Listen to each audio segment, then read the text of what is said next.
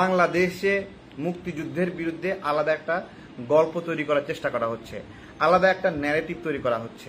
একটা বাংলাদেশ, একটা দেশ, যে কোনো দেশ একটা নির্দিষ্ট সময় পর্যন্ত একটা নির্দিষ্ট হিস্ট্রি নিয়ে থাকে, নির্দিষ্ট সময় পর্যন্ত একটা হিস্ট্রি নিয়ে থাকে, বুঝছেন?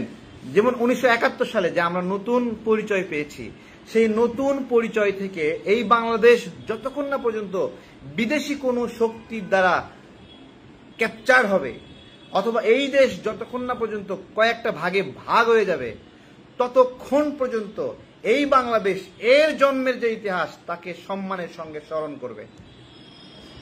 আমরা কেন 1947 সালকে স্মরণ করি না? কারণ 1947 সালে যেই দেশ অর্জিত হয়েছিল সেই দেশের একটা অংশ এই দেশের উপরে জুলুম করেছিল। সেই জুলুম, নিপীড়ন, বৈষম্যের কারণে ওই 1947-এর জন্মকে চ্যালেঞ্জ করে 1971 সালে নতুন করে জন্ম হয়েছে। এই জন্য আমরা 1947-কে সম্মান না করে, রিসপেক্ট না করে, ওটাকে স্মরণ না করে, আমরা জিন্নাকে জাতির পিতা না মেনে আমরা নতুন বাংলাদেশের চিন্তা করেছি 1971 সাল থেকে, তাই নয়? 1947-কে যারা স্মরণ করছে এরা বেশিরভাগই জামাতি, এরা বেশিরভাগই রাজাকার ছিল। এছাড়া অন্য কোনো কারণে 47-কে অনেক বেশি সম্মানিত করার কোনো কারণ নাই, কোনো কারণ নাই। শুধুমাত্র জামাতি হওয়ার কারণে বলছে যে আমাদের কাছে ওরা গল্পটা সাজাচ্ছে সেভাবে যে 24, 71, 47 চারটাকেই স্মরণ করতে হবে, তিনটাকেই স্মরণ করতে হবে। কেন স্মরণ করতে হবে? কেন স্মরণ করতে হবে? ব্যাখ্যা নাই ওদের কাছে, ব্যাখ্যা নাই। আমরা যে 47-এর রাষ্ট্র ব্যবস্থা, 47-এর রাজনৈতিক বন্দোবস্তকে চ্যালেঞ্জ কইরা বাইঙ্গে আমরা হলো যে 1971 পেলাম। এবার বলেন, আমরা কি 1971-এর রাষ্ট্র ব্যবস্থা, 1971-এর রাজনৈতিক বন্দোবস্তকে ভেঙে আমরা 24 পেয়েছি? কেউ বলতে পারবে? কেউ বলতে পারবে না। আমরা 1971-এর বন্দোবস্ত ভাঙি নাই। 1972-এর সংবিধানের কারণে কেউ স্বৈরাচার হয় নাই। 1972-এর সংবিধানকে ভায়োলেট করে স্বৈরাচার হয়েছে।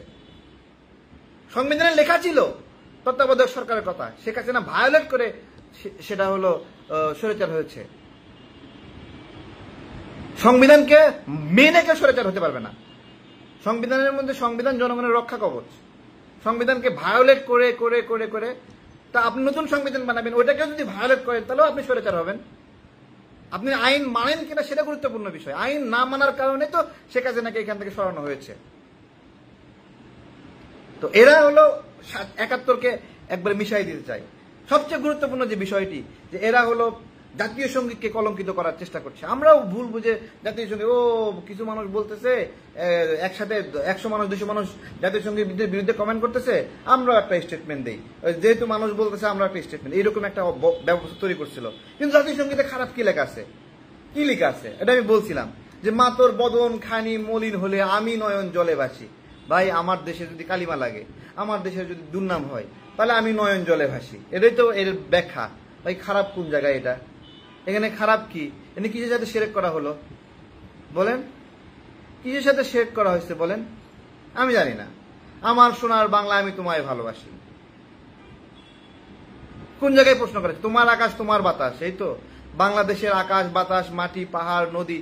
বাংলাদেশের, আপনি যদি বাংলাদেশের আকাশ বাতাস পানি নদী যদি আপনি না বলেন, তাহলে আপনি কেন আপনি বলেন যে আমার বাড়ি আমার ঘর? এটা কেন বলেন? তাহলে ওটাও শীত।